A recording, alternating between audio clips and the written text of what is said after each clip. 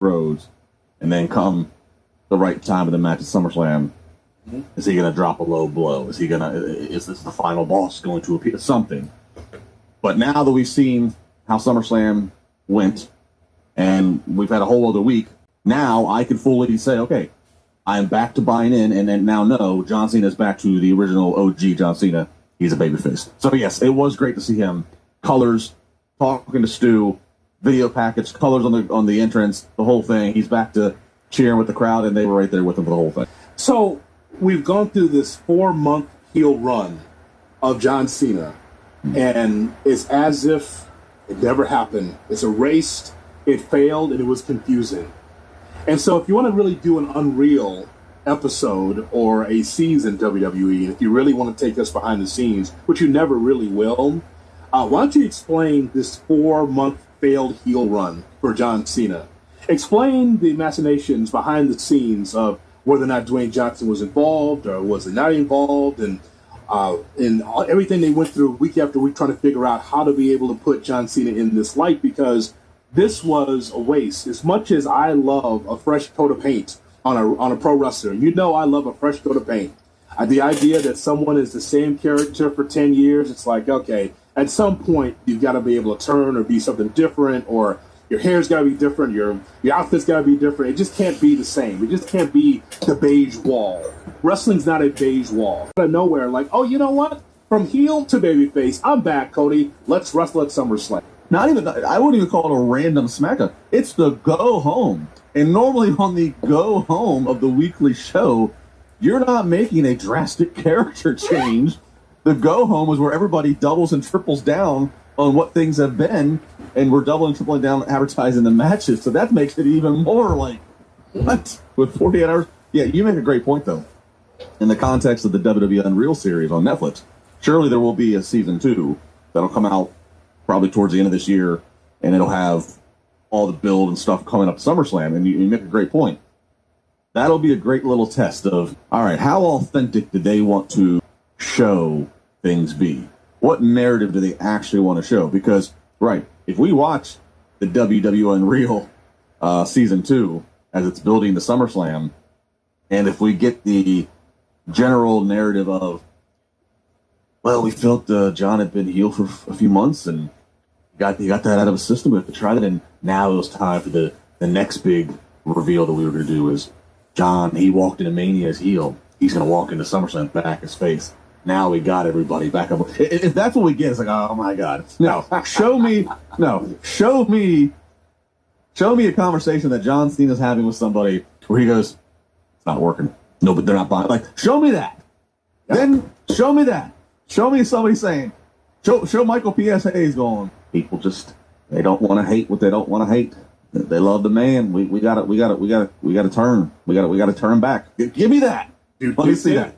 Yeah, exactly. So explain that. Now, you know where he said that? Remember we played a few weeks ago a clip from the Breakfast Club? Mm-hmm. Remember this a couple weeks ago? We played a clip of the Breakfast Club, and I said, it's interesting how sometimes athletes are more comfortable outside of their environment than in their environment as far as quotes and things they want to say. And then John mentioned, like, this Birmingham or something like that. He goes, I did a promo and just failed. Just fell on its ass. Just like, didn't resonate with the audience. Like, that's part of it. Like, okay, I'm this character and no one buys into it. So, I mean, I agree. I would love to be able to see that. But we're going to flip this into a positive story in just a moment. But first, let's go back to Montreal. Let's go back to SmackDown.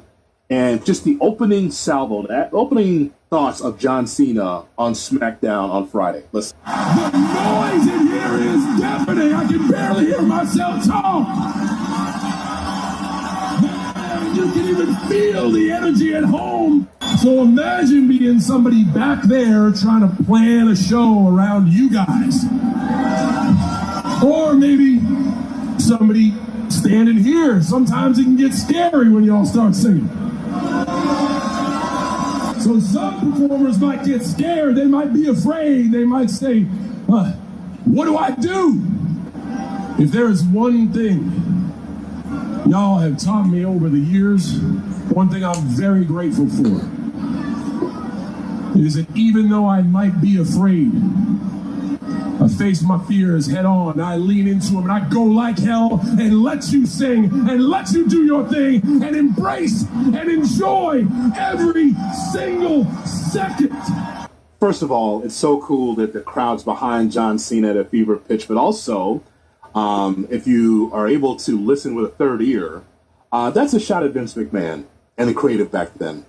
That's exactly what he's talking about. Just like, could you imagine someone back there talking about the head of creative saying, well, we got to plan the show around you because we're around the fans because, the fans will hijack the show. And ultimately, John made it very clear. The show is about us. It's about the nation. It's about the fans, Justin. So I just think that him starting his promo that way was interesting. As much as he loves Vince, he hates the idea that there was meetings like, well, what are we going to do, pal? We got this crowd. It's going to be the bizarro world. This is not how we're trying to.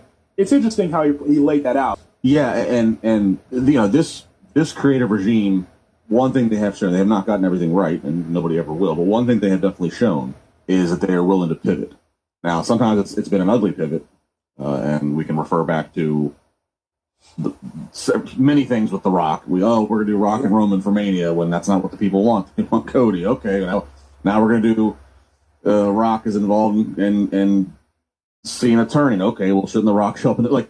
But this regime has shown they will pivot for better or worse. They will pivot and they will change things. Which, as any creative person would know, you need to be open to doing, especially when you're in the environment of live week to week with a live audience.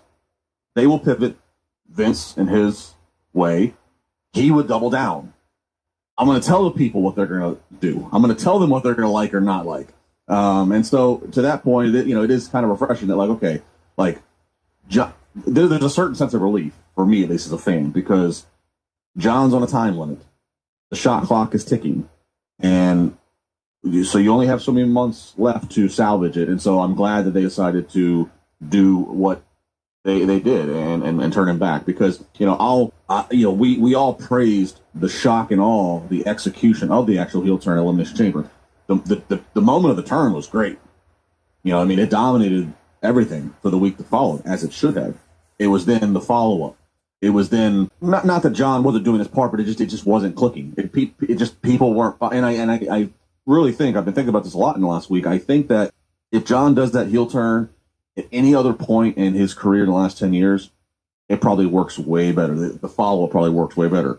But I think, given that everybody knew when he did this heel turn earlier this year, when everybody knew, okay, he's coming to my city. This is the last chance I get to cheer for him. I live in Birmingham, Alabama. It's the last chance I'm going to get to see John Cena come out in his jorts and the whole deal. I live in Montreal. So because of that, people just weren't willing to say, I'm going to straight up boo him. If I feel like I want to cheer him, I'm going to, and I think that's a problem. Again, if he does this in 2017, where people don't know how many more years he has, and they just assume he's going to keep on going, then different story. But I think that's where the mistake is. I think when we look back, hindsight 2020, that they have Triple H, have John Cena, have WWE Unreal. Ron Killing, can I get something close to the NWA champion Ron Killings?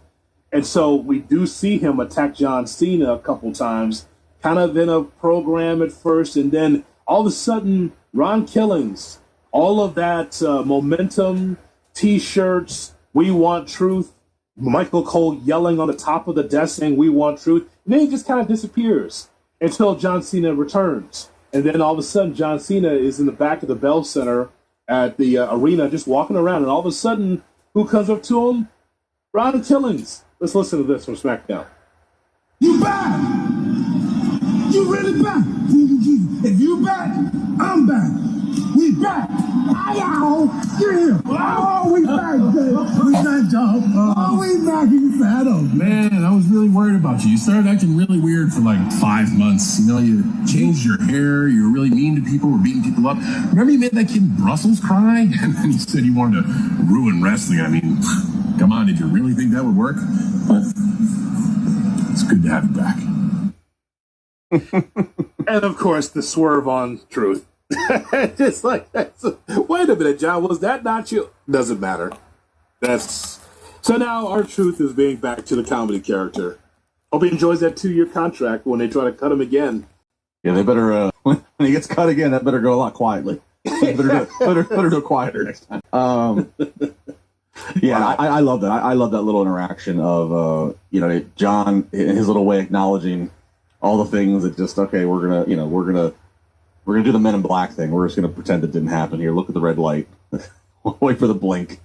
I thought that was kind of a clever way, just to acknowledge it and say, okay, we are officially moving on. This is gonna just go. Again, it's kind of what we always reference my love for Stone Cold and being there at Mania 17. And again, the moment the execution was done, great. They see the Austin heel turn, the comedy, but overall, again, largely in our minds, it's kind of like we could just kind of forget that little bit of a run. I wish what just happened here with Cena would have happened with Austin. Like they would have gone in a few months and said, okay, this ain't working. Steve grabs a beer, coming back out to the glass shattering music. But again, that's not necessarily how Vince is going to do things. Vince is going to double down on one decision to make. Now, Zach, let's open the phone lines here for the nation. 877-344-4893. 877-344-4893 is our phone number here on Pro Wrestling Nation 24/7. I want to ask the question to you. Justin, I want to find out, regarding John Cena, what can John Cena do the next 5 months to make WWE better? I want you to think about that, because there's some that have been lukewarm on creative or excited about certain parts of WWE. That's just us as fans. We're just analyzing it, and we just want to be able to enjoy the product overall.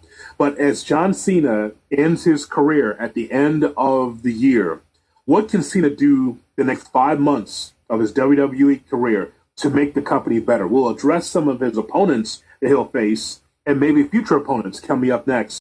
I'd love to see John Cena complete that Grand Slam, win that IC title, and, maybe do some sort of like open challenge like he did with the U.S. title, brought a lot of eyes back to that. But I'd like to see him have one more run-in with Sheamus or Rusev, maybe drop the IC title to one of them guys, bring them back into things. I do recall the Cena Sheamus program from years ago, Austin. But those guys are so far down the line. And again, if WWE is true to the dates that's left, if the dates are left and they're the true dates, Sheamus or Rusev are not going to get a shot. They're not going to get a bite of that apple. I mean, I believe it was against John Cena where Sheamus won his first world title, and it was kind of surprising, if I remember correctly, in 2010, I believe. And of course, he has a Mania 31 match against Rusev. So both have John Cena as a big part of their careers. But yeah, I mean, again, there's just so few dates, relatively speaking, and again, these dates that I rattled off earlier, I don't think he's having a match at every one of these dates. They're just dates that he's appearing and he's going to cut a promo or do whatever to build to whatever the next match is. So there's just not a lot left, really. Relatively speaking, there's just not. I mean, again, his next two before you. So we know he's going to take on Logan Paul on the 31st in Paris. He's got 2 appearances on SmackDown as of what I'm reading right now, the 22nd and 29th. I don't see him having a match on both. Again, it's probably just build. It's probably just again a promo to build. So I don't know how many opponents we even need to list. I don't know how many more opponents he actually needs. I don't know how many more matches he actually is going to have. So it really makes. And again, you got to assume that one of these is Brock Lesnar. Here, again, the guy who shocked everybody. That the secret was guarded very well. Apparently, comes back, surprises the world. F5 Cena, and then we haven't gotten anything else since then. It's been a week. So, but I have to assume that he's a match somewhere in here. So yeah, I don't know. It's actually something to look forward to, isn't it, with John Cena? Now you look forward to Cena and saying, okay, who's next? And so apparently Brock Lesnar is going to be next. Well, it's going to be Logan Paul, but then we're going to get a Brock Lesnar-Cena match at some point. That'll be interesting to see. Here is a wrestling-rich city of Toledo, Ohio. And Cody's there with us here on Pro Wrestling Nation. Cody, good morning. Hey, good morning. Yeah, that Bill Goldberg stuff cracked me up. I just did it just to troll Dave. I mean, he just seems like such more of like a douche now after we know what Seth Rollins obviously did. I mean, just shut your fucking mouth, Bill. But it's so funny. Like, so when he told Ariel Helwani, Goldberg, he goes, "You're gonna find out in 2 weeks." And I guess Goldberg was privy to the fact that Rollins' injury was not legit, and he didn't want to say it, didn't want to spill the beans. But it didn't make him any less bitter for saying it, right, Cody? I mean, Goldberg's weird that way. He comes off as the biggest douchebag in the world. And unfortunately, I was trying, Goldberg was cool. I was trying to he's just Bill. But terrible. But anyways, Gunther. Would love to see Gunther take on Cena. I really hadn't considered the heel going over on John Cena's last match because of what you guys were kind of saying, like the pop and circumstance. But after Gunther has lost, SummerSlam, WrestleMania, it seems like he's due. I'm just a big fan of him, and I love his work, and I want to see him do well. All right, my friend, we appreciate the telephone call. There's not one territory in particular for Toledo, Justin, but they've been running wrestling since the early 1900s. Really? Yeah, of some distinction. It's interesting. Like, I could have just went Detroit wrestling there because the original Sheik was there, Bobo Brazil, those guys. But WWF ran a ton of shows there. ECW ran shows in Toledo. So it's like, I just say wrestling rich because they've had so many shows through there, like through the tour. Wherever they're going tour, they go stop in Toledo. I just lump Toledo into Detroit. Yeah, I could have said Detroit wrestling. Yeah, I could have, but it's interesting. Like they've had so many events there, and of course now in 2025, that's not necessarily a destination for the high level pro wrestling. But I mean,